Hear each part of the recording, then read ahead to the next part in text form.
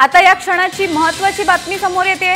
गृहमंत्री अमित शहांनी शिंदेंची शिवसेना आणि अजित पवारांच्या राष्ट्रवादी समोर 70-40 जागांचा फॉर्म्युला ठेवल्याची माहिती आहे।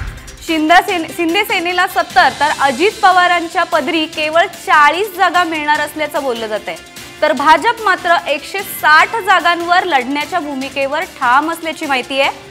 शिंदे गटाला जितक्या जागा तितक्याच जागा आम्हाला द्या या सूत्रावर सुनील तटकरे आणि प्रफुल्ल पटेल आग्रही असल्याची माहिती आहे। दुसरीकडे जागा वाटपाचा निर्णय तात्काळ घ्यावा अशी मागणी शिंदेंनी शहांकडे केल्याचं समजतंय।